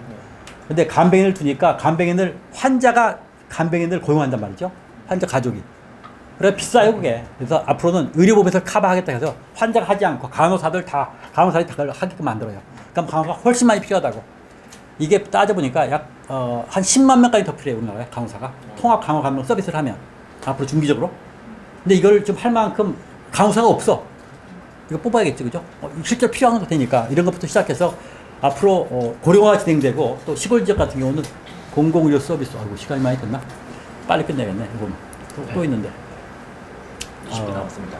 요거 연차 휴가만 제대로 써도요. 상당히 이거 보시면 연차 휴가가 우리가 지금 연차가 정확하게 설명하지 이런 걸 잘 모를 거예요. 연차가 어떻게 되냐면요. 취업을 하면 한 달 지나면 하루가 발생해요. 1년 안 됐어도. 근데 문제는 1년 안 된 사람이 쓰잖아요. 그 다음에 발생할 15일부터 까져 이게. 그래서 미리 쓰면 12개 쓰면 3개밖에 안 남아 그 다음에. 그러니까 이건 이번에 법 개정할 거야. 하게 되면. 처음에 들어와서 한 달씩 주는 거 되면 그 다음에 15일 발생해 그 다음에 할 걸 까먹 어떡하냐. 미리 다 쓰는 것식으로. 그래서 이건 첫 해는 월 하나고 그 다음부터는 15일 2년 단위로 하나씩 들어요. 3년 근무하면 16개, 25개까지 듭니다, 우리가. 근데 이것도 근속연수에 따라 너무 차이가 크다 해가지고 줄이자 이런 얘기도 있어요. 다른 나라들은 3주, 4주를 했습니다. 15, 4주가 많아요. 4주면 주 5일 근무해서 4 곱하기 20일이에요, 20일. 많은 나라는 5주까지 있고요. 근데 우리는 3주부터 5주까지요. 근속연수에 따라서. 근데 이제 문제는 10.5면 사실은 제대로 계산 안 해요. 우리나라가 한 6.2년 정도가 평균 근속연수가 되는데 사실은 평균을 따지면 더 줘야 돼요. 그렇죠? 근데 제가 보기엔 좀 덜 줘. 그러니까 중소기업이라는 데는 뭐 제대로 안 주는 건 아니에요, 실제로. 공무원들이 이렇고요. 연차휴가를 문제는 한 40%로 안 써요. 60%만 쓰고. 왜 안 쓰는가를 보면 직장 분위기상 휴가를 쓰지 않아서 이런 것도 있고 대신 일할 사람이 없어서 일이 많았어요. 이거 두 개는 같은 거예요. 그죠? 일이 많고 사람을 덜 쓰니까 일이 많은 거지. 이거 두 개 같은 거. 합치면 약 35%가 돼요. 그죠? 근로자 추가 수입은 아니죠. 이게 삐까삐까해요, 두 개가. 여기 보시면 60% 정도를 소진하고 실제로 소진율이 60%밖에 안 돼요. 그죠? 40% 하고 있지 않아요? 그리고 소진 못한 이유를 다른 걸로 보면 여기도 보면 집단적 협력 작업이 같이 하기 때문에 그렇다. 이건 뭐 사람이 역할하는 거죠. 같이 작업을 해도 나 빠지면 다른 사람이 들어올 사람이 있으면 그냥 할 거 아니에요. 그죠? 이건 핑계지. 일이 많다 이것도 그렇고. 그래서 연차 수당 선호한 것도 꽤 되고요. 연차휴가 발생이 이걸 보면 6.2년인데 이걸 고려하면 17일이야지, 그죠? 근데 14.1일에 불과해서 2.8일 정도 덜 받고 있고 아까 얘기한 것처럼 이거는 1 미만 출근이 80% 미만인 경우에 이 정도 발생하고 있고 대기업 고용 이걸 보면 5인 이하 근로자가 250만 명 정도가 되는데 5인 사업체 연차휴가 적용을 못 받고 있어요. 그래서 1,710만 명이 되는데 연차의 수준이 60%고 40%가 연차를 못 가고 있으니까 요거를 다 간다고 치면 계산 따지면 제가 따져보니까 얼마 나오던데 그러면 1년에 67.2시간의 정도의 노동시간이 줄어들더라고요. 이걸 다 쓰면. 근데 이게 좀 비현실적이 아니에요. 다 쓴다고 한 거니까. 우리가 2,700몇 시간에서, 2,054시간에서 이만큼을 줄일 수가 다 쓰면. 그리고 이 중에 3분의 1만 고용을 주는데도 약 20만 개, 6분의 1만 줘도 110만 개짜리 만들어지더라. 이거 계산해본 결과인데, 이건 좀 약간 주먹구시게, 수학을 산수를 한 거예요. 근데 이렇게 되지는 않습니다. 외국별로 연차휴가 유급휴가가 어떻게 되는지. 우리나라가 여기 있죠, 그죠? 우리나라 15일부터 25일까지고, 다른 나라들은 우리는 유급공휴일, 이게 무슨 얘기냐면, 이걸 잘 보시면, 유급휴일이 있어도 유급휴일을 전부 다 쓰는 경우가 있고, 유급휴일을 공무원들이 담아쓰고 민간 부분에 의무로 적용하지 않는 나라가 많습니다. 우리가 그래요.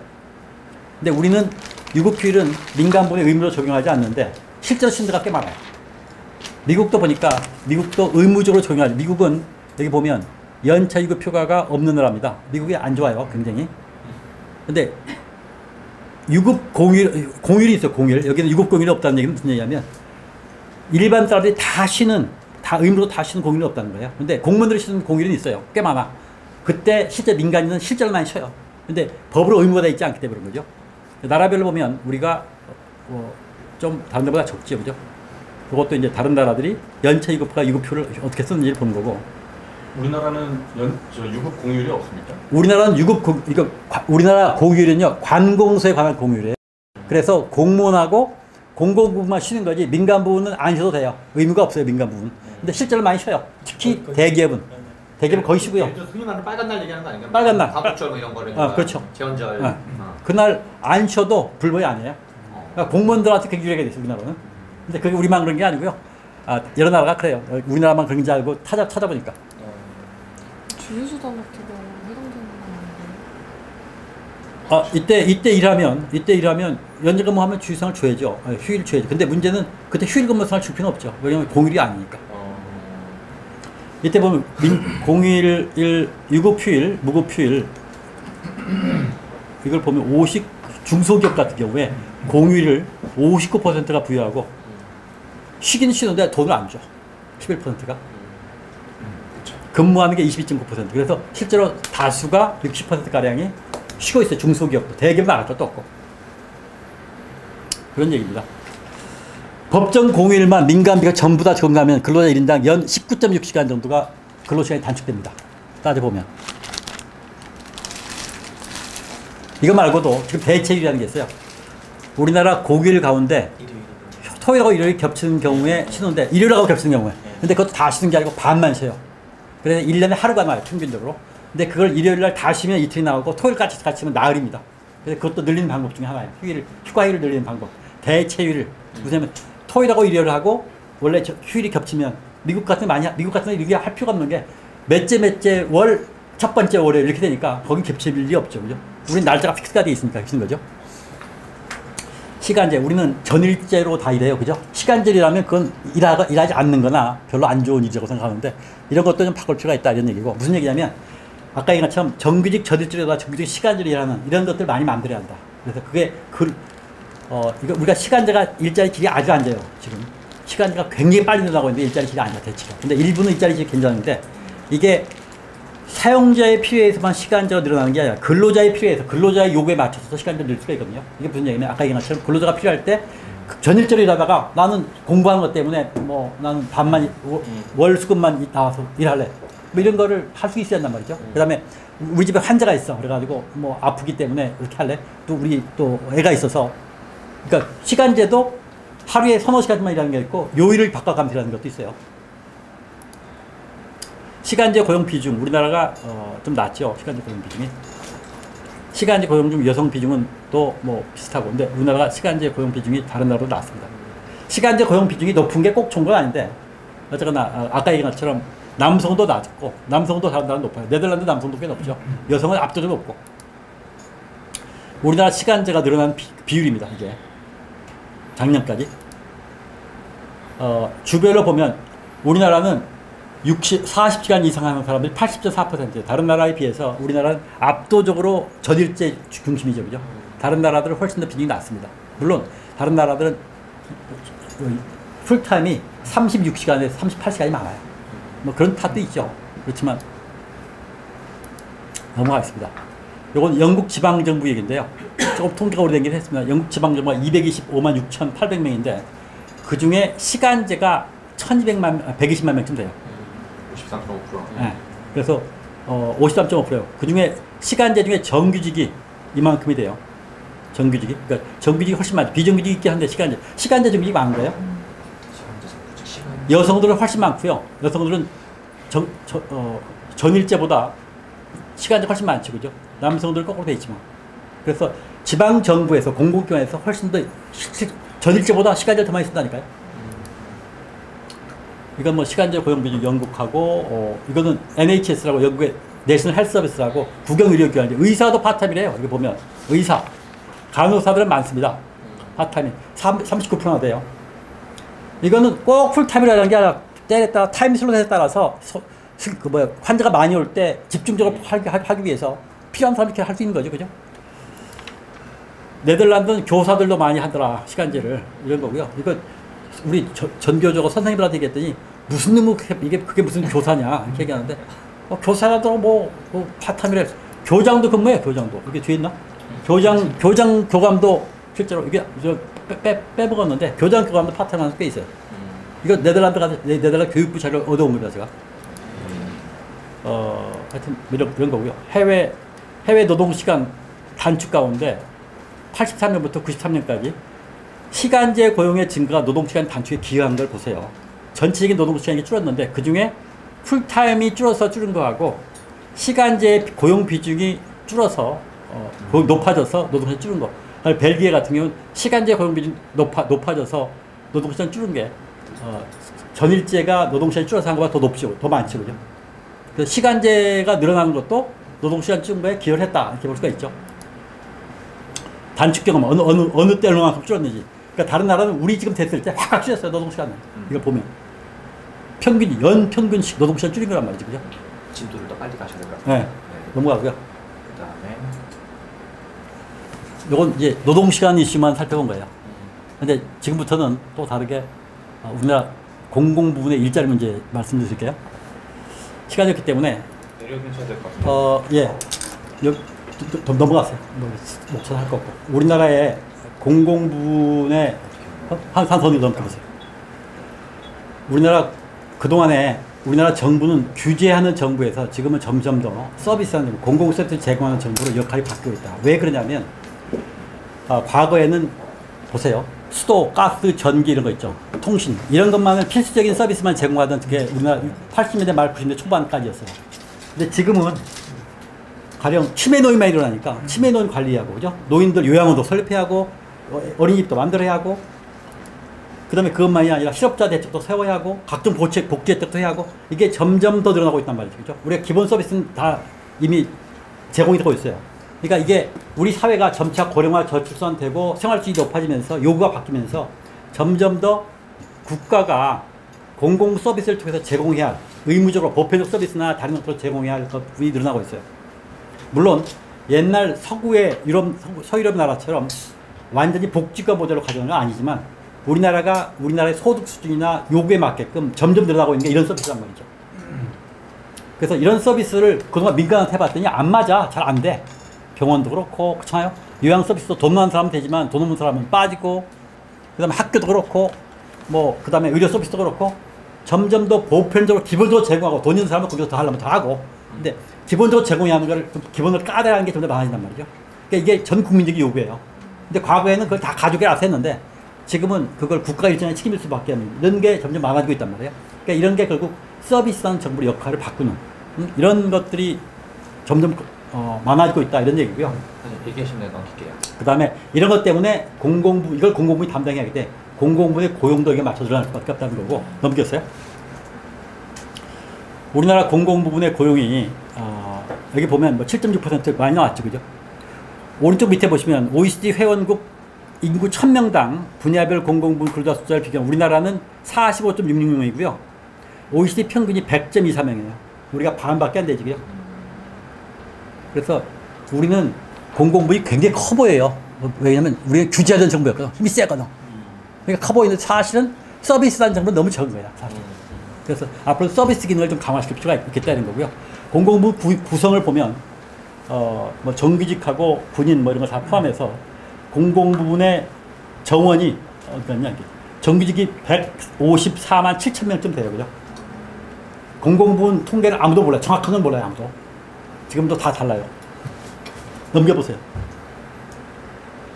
인구 1000명당 어느 분야에서 보여준 거고요. 우리가 온갖 분야에서 다 적습니다. OECD 평균보다. 보건이 작은 거는 우리나라는 민간 부문이 많기 때문에 그렇습니다. 민간 병원이 많고 공공부문이 적기 때문에. 넘어갑시다. 독일 쪽에는 뭐가 좀 많은가 봤더니 독일 노란 거 표시한 거 있죠. 교육 쪽이 많고요. 그죠? 그 다음에 직업학교, Vocational Training Education 이거는 스쿨, 이거는 직업훈련은 독일은 직업학교 잘 되어 있잖아요. 그 다음에 사회보장, 그 다음에 가족, 청년, 노동시장 정책 우리나라 노동 서비스, 실업이나 이런 거 관련된 게 많은 거예요, 실제로. 근데 우리는 이런 부분이 적죠. 넘어갑시다. 영국은 공공부문이 어떤가 보니까 지방 정부가 아까 215만, 아까 220만이니까 조금 줄었는데 하여튼 비슷하고요. 그 다음에 많은 게 국영의료원에 160만이나 돼요. 그죠? 영국은 의료기관에 아니 100%는 아니고 거의 대부분 국가가 운영하고 있는 거예요. 내셔널 헬스 서비스에서. 그리고 의료비를 안 냅니다. 세금으로 다 내고. 근데 전에 토니 정부 말기에 650만 육박하다가 지금은 550만 미하로 떨어져 100만 정도 줄었어요. 줄었어도 좀 많습니다. 전체 고용의 16.8%, 우리가 7.4%보다 훨씬 더 많죠. 영국도. 줄였음에도 불구하고 넘깁시다. 이건 공공부문 비정규직을 본 건데, 비정규직이 공공부문의 기간제와 파견용이 있고 기간제가 19만 명이고 파견용이 12만 명입니다. 이거 다 조성된 게 아니고 지방정부에 있는 출자 추진기관이 빠졌어요. 여기서. 그 다음에 밑에 보면 무기계약직이 21만 1950명이 다 있어요. 이거는 그동안 기간제를 계속 바꾼 거예요. 무기계약직으로. 이게 쌓여서 이렇게 된 건데 합치면 52만 5천 명이에요. 그래서 정규직 고용의 34%가 됩니다. 그래서 공공부문이 비정규직을 적게 쓰고 있는 게 아니다. 이런 거 볼 수가 있고요. 넘겨봅시다. 박근혜 정부나 이명박 정부에서는 사실 공공부문 일자리, 공공부문 계획해서 일자리를 안 늘리려고 했어요. 안 늘리려고 했는데 여기서도 늘어났어요. 늘어났는데 공무원이 39,000명, 공공부문 정규직 35,815명 해서 꽤 늘어났어요. 뒷부분에 보니까. 넘겨 더 보세요. 뒤에.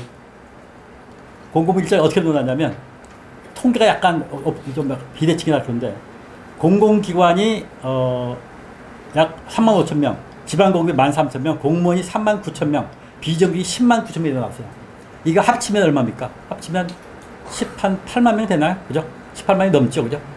이건 안 늘리려고 했는데도 불구하고 늘린 거야. 왜 그러냐면 아까 얘기했처럼 공공서비스에는 수가 있거든요. 근데 그걸 어쨌거나 해야 하는데 인건비를 통제하고 예산도 통제하고 하다 보니까 사업비는 그러니까 사업비를 하다 보니까 비정규직이 왕창 늘어난 거예요. 근데 이걸 원래대로 더 늘어났죠. 근데 이걸 억제하고 해도 이렇게 늘어난 거예요. 실제로.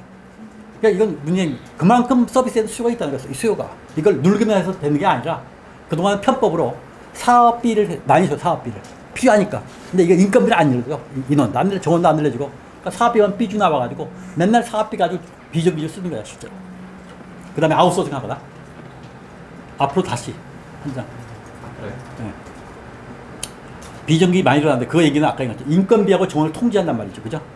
엄격하게 통제해요. 그래서 안 늘려줘 하여튼. 이거 한 명 늘리려면 얼마나 힘든지 몰라요.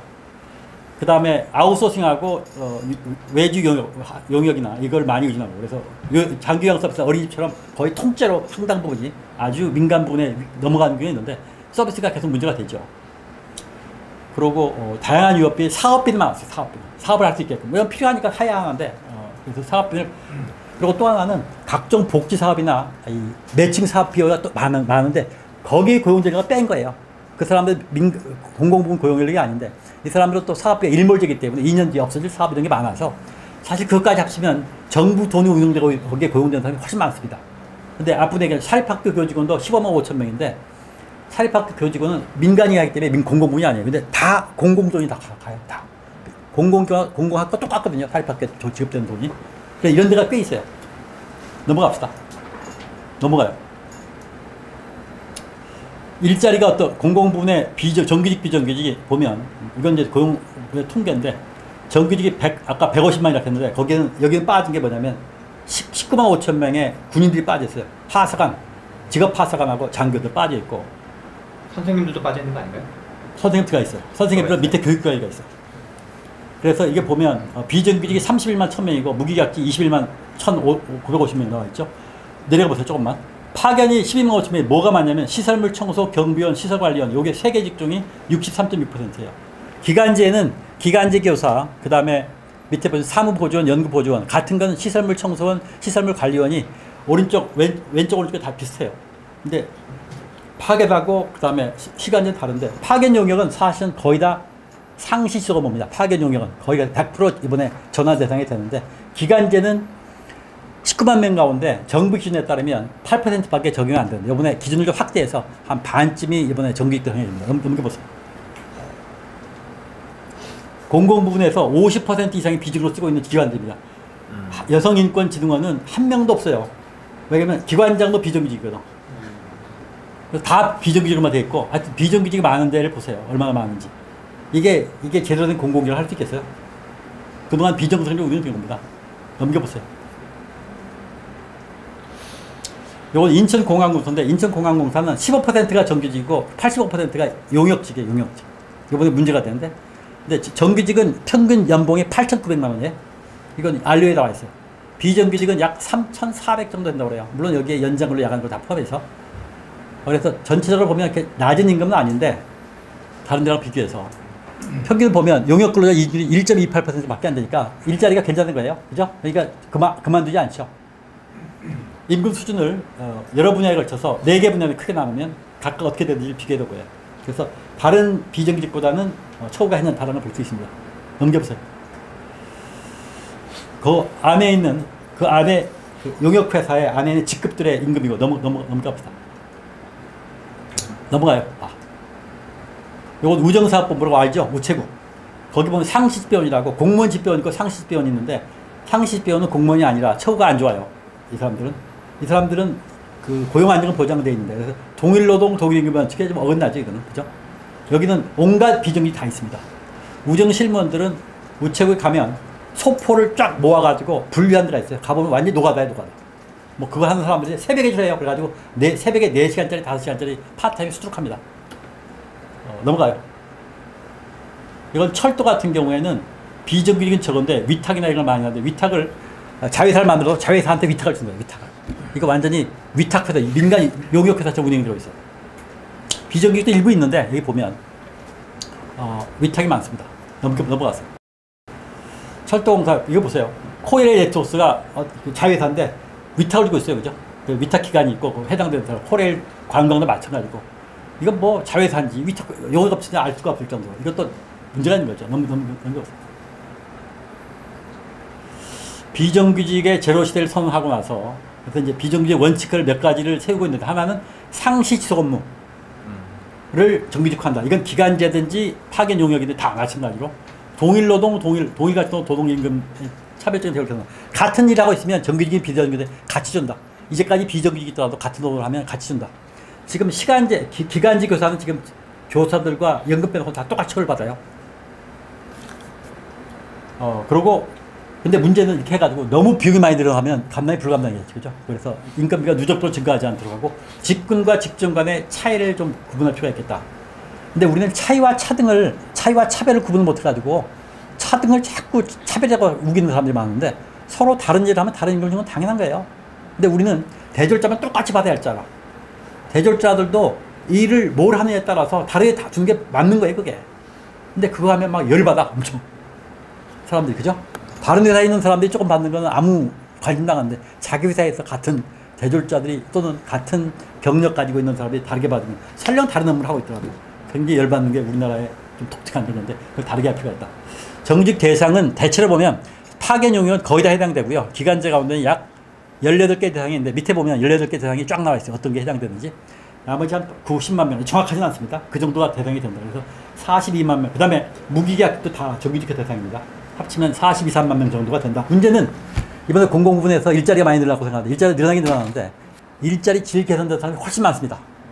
물론 81만 명이 있기 때문에 그 늘어나긴 할 텐데 81만 명의 내용들 보면 일자리 질 개선된 게 많습니다. 그래서 너무 일자리가 많이 늘어난다고 생각했다가 지금 공시생들이 늘어나고 있는데 공시생들 중에 좀 헛물킬 사람들도 있어요. 왜냐하면 일자리 질 개선된 게 더 많거든요. 넘겨보세요. 전환 방식은 일단 아까 얘기한 것처럼 비정규직을 정규직으로 전환을 한다. 근데 문제는 한 게 있는데 직접 고용이 있고요. 직접 고용. 그 다음에 자회사를 만들어서 하는 고용이 있어요. 그 다음에 직접 고용과 자회사를 어떤 걸 하더라도 이거를 기업 안에 이거보다는 가령 청소용역이면 어떤 업체에 고용되든지 비슷하게 짜는 이런 식의 거를 좀 하려고 하는데 될지 모르겠어요. 그러면 인천광고 돈 잘 버니까 거기 더 달라갈 거예요. 그죠? 근데 그러면 그 안에서는 형평성이 맞을지 모르지만 횡적으로 보면 어떤 사람은 돈 많이 가는 조직에 들어가가지고 월급을 받고 어떤 사람은 적자 버는 조직에 가서 임금도 안 받고 이렇게 되면 안 된단 말이에요. 같이 할 거 아니에요. 동일노동 동일임금은 우리나라는 지금 기업 안에서만 적는데 앞으로는 사회적으로 적용될 수 있는 지를 만들어야 돼요. 그리고 채용 방법은 대부분 다 그냥 전환이 되는데 문제는 그 직종에 대해서 경쟁이 심한 사람, 거기에 눈독을 들이는 사람이 많은 경우에는 오픈 경쟁하거나 아니면 제한적인 경쟁하거나 이렇게 할 수밖에 없다. 그런 생각이 드는데 이건 논란이 많습니다. 왜냐면 기존 사람들이 탈락되는 게 있기 때문에.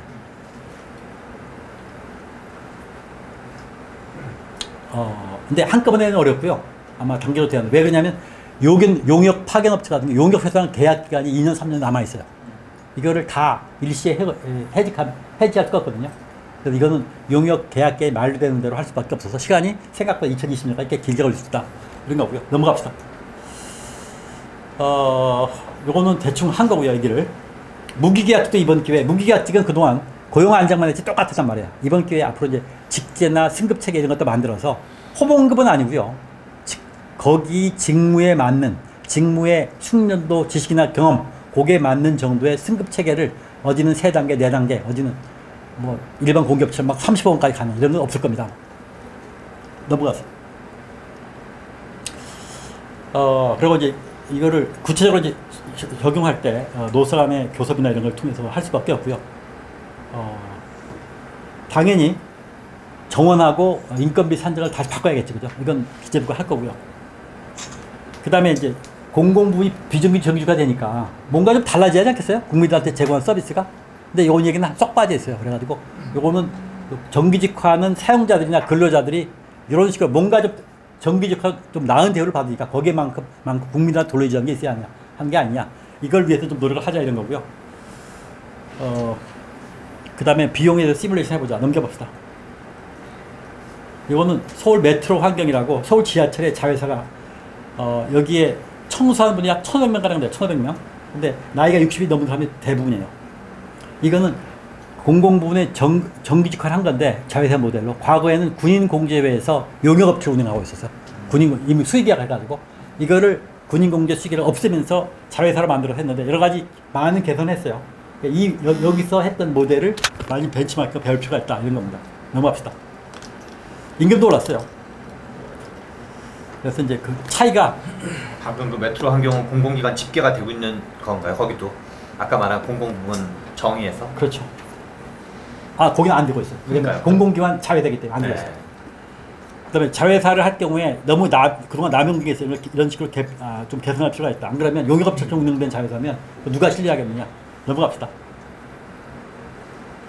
그다음에 이건 일자리와 관련된 건데 그동안 민간 부분이 담당했던 일자리 가운데 적지 않은 부분을 공공부를 전환해야 할 필요가 있는 게 있어요. 대표적인 게 어린이집 같은 게 있죠. 그죠? 지난번에 우리 안철수 후보가 초등학교에 단설 유치원 만드는 걸 안 하겠다 하다가 부모들한테 엄청 올리고 먹었잖아요.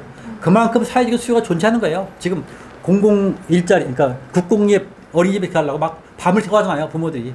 그만큼 좋기 때문에 그러거든요. 물론 거기에 돈이 많이 들어가긴 해요. 근데 거기도 다 직영하는 게 아니라 다 민간 위탁하고 있어요. 사실 운영만 이쪽 하고 있지 위탁하고 있어요. 근데 어쨌든 그런 형태라도 지금 상당수가 이 국공립 원하는 이유가 뭐냐면 정작 그 풀타임이라고 하는 엄마들은 어린이집 눈치를 봐요. 민간 어린이집 눈치를. 왜 그러냐면 민간 어린이집에는 전업주들 많이 맡기거든요. 그 사람 일찍 찾아가. 이쁘지. 왜 그러냐면 어린이집 교사들 들써도 되니까. 근데 늦게 퇴근하고 8시, 9시 퇴근하면 어린이집 교사들 붙잡아두고 연장근로상을 줘야거든요. 얼른 찾아가는 사람이 예쁘고 늦게 찾아가는 사람이 미운 거야. 거기서. 자기들 돈을 벌어야 하니까. 그리고 거기다가 영어 학원 같은 거 만들어서 돈 더 뜯고 더 좀 받으려고. 이윤이니까. 근데 어린이집이 이렇게 돈벌이 수단으로 돼서 되겠느냐? 실제로. 이건 거의 보편적 서비스로 제공돼야 하는 이런 측면에서 확대를 해야 하는데 어린이집 원장들이 엄청 조직화돼 있어요. 그렇죠. 정말 잘 조직화돼가지고 보통 하면 박살이 나지. 이건 조직화된 정도는 국회의원들이 거의 뭐 학을 뛸 정도예요. 그래서 함부로 말 못해. 저 이 얘기하는 게 다시 나가면 저도 저 연구원으로 막 전화가 빗발지도 몰라.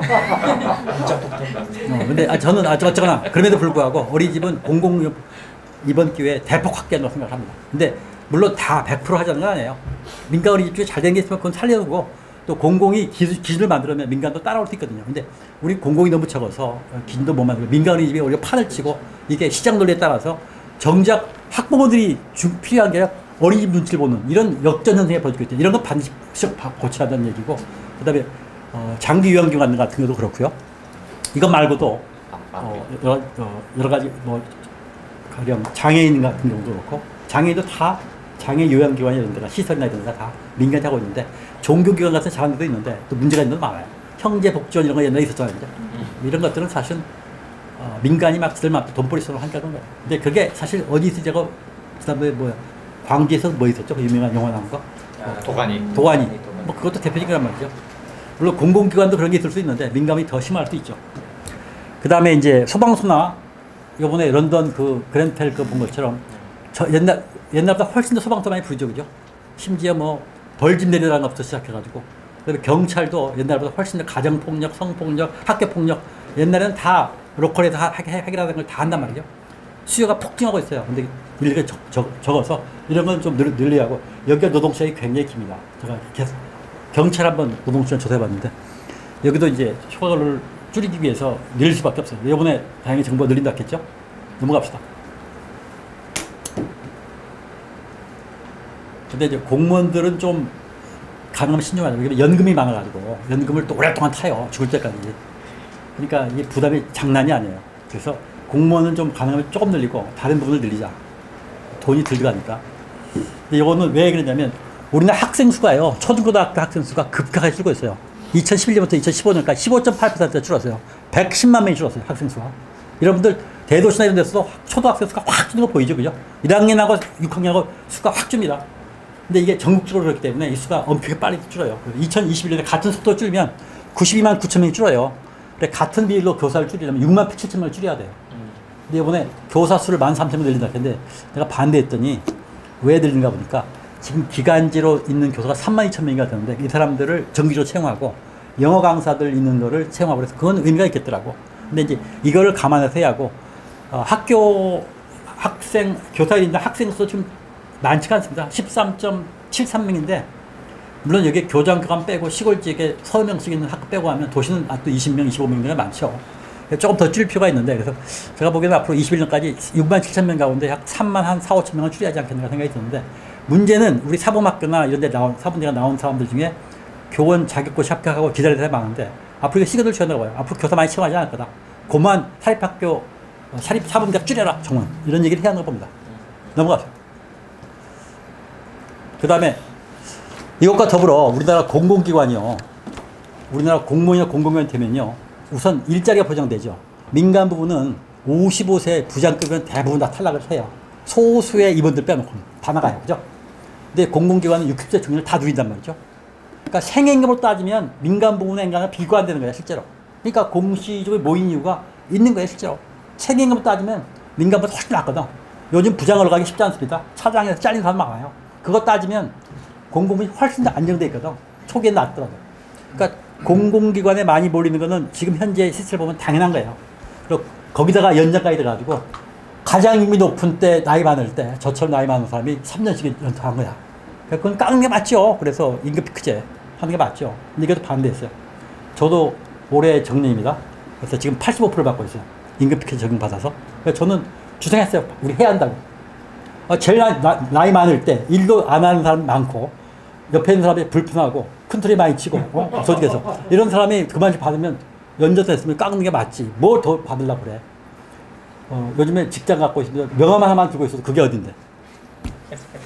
저는 그래서 공공기관 중에 특별히 고임금 같은 경우는 공개된다고 봐요. 그래서 임금 공시를 하자. 그래서 이게 보시면 공공기관에 지금은 뭐가 돼? 알리오나 그다음에 클리나에 들어가면 클리나에는 지방 공공기관이고 알리오는 중앙 공공기관에 들어가면 여러 가지 나와 있는데 정보가 나와 있는데 그 중에서 초임하고 평균 임금만 나와 있어요. 근데 기관별로 나와 있어서 이거를 다 비교해 보려면 일일이 다 비교해다 개인적으로 아무도 비교를 안 해줘.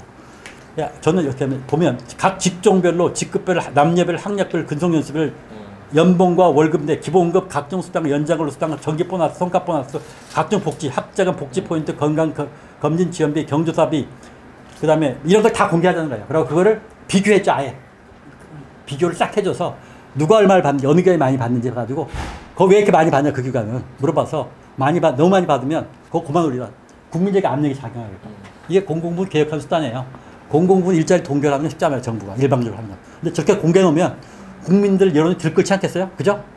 늘 너무 많이 봐도 늘 너무 많이 받네. 이런 얘기가 나올 거 있단 말이에요. 그래서 이런 걸 좀 공개해주자. 투명하게 하자.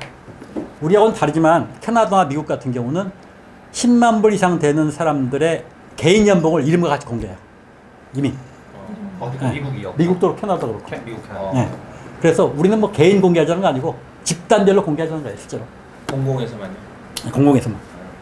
그리고 이제 이렇게 하기 전에 연대주의를 발휘해서 좀 임금도 자제하고 좀 해라. 밑에 거 끌어올려 주는데 너희들 많이 받고 있지 않느냐. 이런 것들을 좀 하자 이런 거고요. 미국이 공공이죠? 공공입니다. 넘어갔어요. 네. 그리고 나중에 이걸 좀 적극적으로 하면 민간분야까지 확대할 수 있을지도 몰라요. 그냥 민간분야도 사실은 노동시장에서 독점구조, 생산물 시장 독점구조 중에 이용하지 많이 한 반도가 있거든. 넘겨보세요. 다 됐나? 우리나라 초등학교, 중학교, 이거 선생님들만 얘기해서 미안한데 통계가 이거밖에 없어서 이거 보시면 초등학교, 중학교, 고등학교가 초봉은 다른 나라에 비해서 낮아요. 그죠? 10년 차도 조금 낮아요.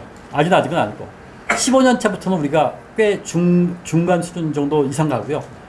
최고 연봉을 보면 우리나라가 거의 최고 수준입니다. 그래서 저는 공공기관에 호봉지로 올라가는 거 있죠. 그죠? 호봉지 올라가는 거. 초봉은 높이고 호봉지를 깎아야 된다고 생각해요. 지금. 아까 얘기한 것처럼 지금 제가 아는 동료가 이걸 조사해 본 사람이 있는데 1호봉당 2.6% 정도 올라간다. 1호봉당 임금이. 1호봉당. 2.6%씩. 근데 문제는 이게 30호봉까지 가는 데가 수둑닥닥하기 때문에 문제는 앞으로 경제 성장률이 저성장 시대에 들어서고 지난번에 얘기한 것처럼 우리 임금 인상이 경제 성장률 플러스 1%쯤 되거든요. 그럼 앞으로 성장이 1% 이하로 떨어지면 호봉 올려주기도 불가능한 게 올지도 몰라요. 그리고 고성장 시대 때 숙련 인력이 많이 필요할 때는 이게 긍정적인 작용을 했는데 우리는 저성장 시대고 옛날보다 늦게 퇴직을 하고 아까 얘기한 사회적으로 일자리 나누기도 해야 하고 이런 상황에서는 저는 이 커브를 확 깎아야 된다고 생각해요. 이 얘기하면 공공의 예산이 분별할 텐데 그럼에도 불구하고 저는 이게 지속 가능한 모델을 생각하고 민간 부분하고 격차를 줄이는 방법이고 공공 부분의 고용을 유지하면서 이런 정도는 받아야 되지 않겠느냐 생각이 합니다. 근데 이건 쉬운 일은 아닙니다.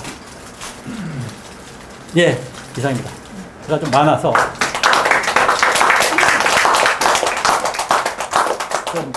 아까 직장, 가족, 지역 공부 이건 중요하기 때문에 우리는 직장하고 가족밖에 없어요.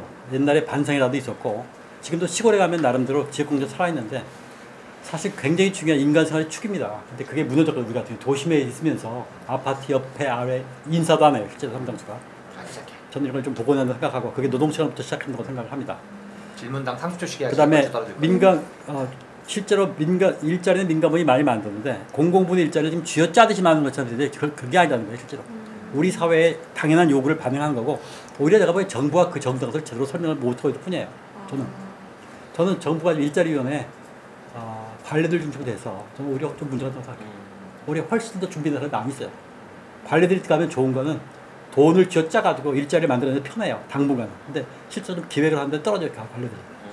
근데 좀 제가 말씀 중에 제가 나중에 안돼 너 하지 마. 그다음에 우리나라 노조 조직률하고 단체협약 적용률이 낮은데 이거는 우리가 노조나 이게 기업별로 되어 있기 때문에 단체협약을 확대할 수가 없어요. 근데 확대할 수 있는 방법은 아까 우리 지금 청소경 있죠.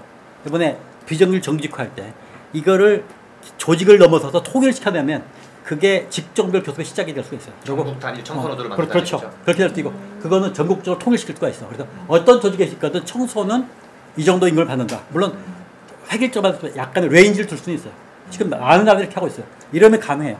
우리는 지금 단체협약 적용률은 택시나 버스 같은 게 지역적인 적용을 하고 있어요. 일부. 강성노조 프레임은 이거는 할 얘기가 많기 때문에 퉁치고. 저는 나중에.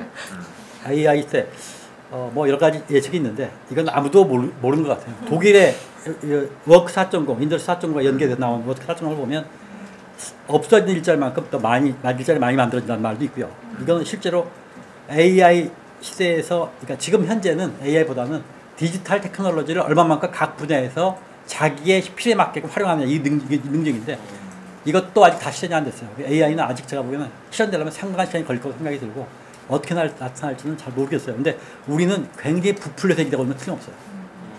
훨씬 더 차분하게 얘기할 수가 있는데 우리는 막 뭐 하면 막 유행하듯이 이런 거는 좀 오히려 차분하게 실제로 이게 현장에서 어떻게 적용되어 있는가를 면밀하게 검토하는 연구들을 좀 해놓은 생각이 들고 최저시급 1만 원은 아까 저도 그런 변화가 있을 거라고 생각이 드는데 생각보다 우리가 10,000원이 지금 3년 돼 있는데 저는 1년 정도 인상을 하면 올해 15.7% 인상을 하면 내년도 조금 바뀔 거라고 생각을 해요. 충격이 크기 때문에. 그래서 가령 이제 방법이 어떤 게 있냐면 최저임금의 산입 범위를 바꾸는 게 있어요. 왜냐하면 최저임금에 지금 고정 보너스도 최저임금에 빠져 있어요. 그러니까 통상임금과 최저임금 산입법이 달라요.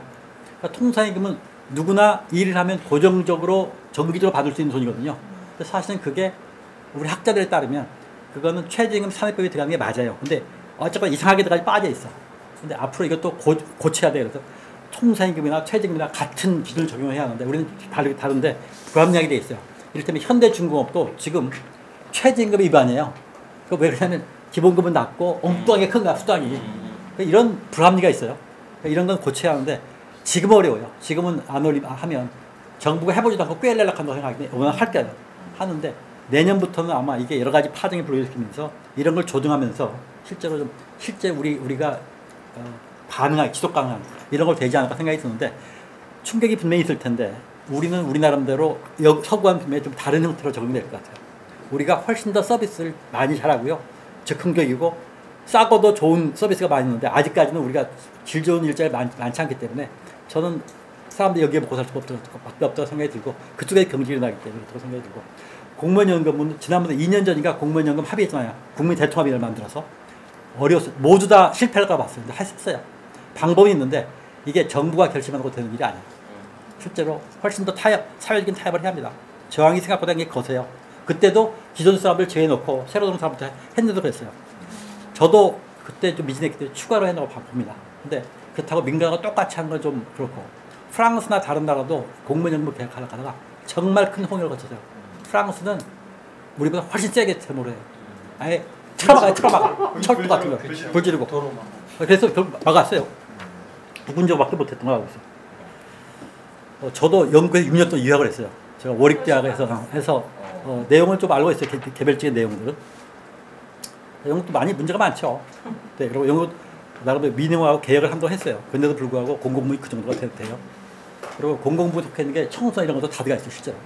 우리 지금 비정규직 하는 거 이게 싹 들어가 있는 거예요. 실제로. 욕망과의 투쟁이 맞는데 이게 사회적으로 사실 사람들의 적나라한 욕망이 그대로 분출되게 하면 정말 어글리해요. 이거를 노조나 이런 사회적으로 일정하게 우리가 통제하면서 이렇게 할 수밖에 없어요. 근데 이거를 잘하는 사회는 그나마 좀 점잖고 디슨트한 사회가 되는 거. 이게 노골적으로 들어가면 극우들이 판을 치고 폭력과 테러가 판을 치는 사회가 될 겁니다. 저는 사회 각 분야에서 각 작은 거버넌스에서 이런 걸 통제하는 거 일정하게 걸어내는 거 봅니다. 시간제 일자리 문제는 제가 얘기한 거는 지금 시간제 대체로 거의 대부분 일이 안 좋아요. 제가 얘기한 건 전일제에서 시간제로 전환하는 정규직. 이거는 기존하고 똑같은 임금과 수준을 받는데 다만 시간비례 계산해서 받기 때문에 좋은 일자리입니다. 이런 걸 많이 만들자는 얘기예요. 실제로 가능성이 있고 이건 아까 얘기한 것처럼 근로시간 단축 청구권을 주면 기획 업무와 생산성 이건 연구한 저는 모르겠어요. 있을지 모르겠는데 제가 이 분야의 전문가가 아니기 때문에. 근데 제가 이거 얘기한 거는 뭐냐면 우리가 실제로 연장 근로상을 청구할 수 있는 대상을 제외시키는 거를 아주 전문가형 업무하고 기획 업무하고 두 개를 일본에서 제껴시켜 빼놓고 있어요. 일본은 거의 직전이에요. 지금 빼놓은 게. 우리도 여러 가지보다 일본 쪽이 보니까 합리적이야. 일본은 미국과 다르게 연봉 1,000만 원 이상에 해당하는 그럼에도 불구하고 우리도 1억 원 이상 될 때 우리도 제가 뭐 일본 예를 따르면 좋을 거예요. 미국은 정말 안 좋아요. 미국은 마이트카 익스전이 정말 남용하고 있어요. 사용자들이 정말 이걸 뭐 거의 착취하고 있다고 얘기할 정도로 그 정도예요. 그 다음에 직업별 이게 직무별로 요거는 우선 우리나라는 이게 제대로 안 되는데 다른 나라는 직무 분석이 있어요. 직무가 뭘로 구성되어 있고 그 직무를 수행하는데 어느 정도 숙련과 지식과 기능과 이런 게 필요한지를 나름대로 다 분석해 놓은 게 있어요. 그리고 그거에 따라서 임금을 얼마 받을지를 정하는 테크닉이 있어요. 상대적인 이게 직무평가예요. 이것도 발달돼 있어서 독일 같은 경우는 이게 공공기관이 하고 있고요. 다른 나라들은 이게 민간 컨설팅 회사가 하고 있는데 나름대로 이것 때문에 같은 직업이나 직무 간에는 사회적으로 비교하는 기업 간을 넘어서 비교 가능한 표나 이런 게 있어요. 미국의 BLS라고 미국의 노동부에서 만든 빌레이션 오브 레이버 스타티스틱 거기 들어가 보면 뭐 거의 제가 개수 세려보지 않는데 수많은 직종에서 직업군에서 직무에서 임금 웨이지가 다 나와요. 독일 같은 경우 사회적 합의가 이루어졌다고 봐요. 사회적인 합의가 그런 기관들이 계속 해요. 그리고 그게 기술이 바뀌면 재평가하고 새로운 임금 받으면 재평가하고 이래서 각 직무가 어느 정도 임금 받으면 적정할지에 대해서 일단 정하고 그걸 노사가 협상을 해요. 그래서 똑같이 대학을 졸업하고 고등학교 졸업하고 하더라도 하는 일이 힘들고 숙련이 많이 요구되고 책임질 요구하면 당연히 더 주죠. 이거를 차별이라고 보잖아요. 우리는 근데 같은 대졸자면 그거에 대해서 못 참아요. 이런 거를 차별과 차등을 구분한 걸 우리는 반드시 받아들일 필요가 있다는 얘기죠. 예. 네.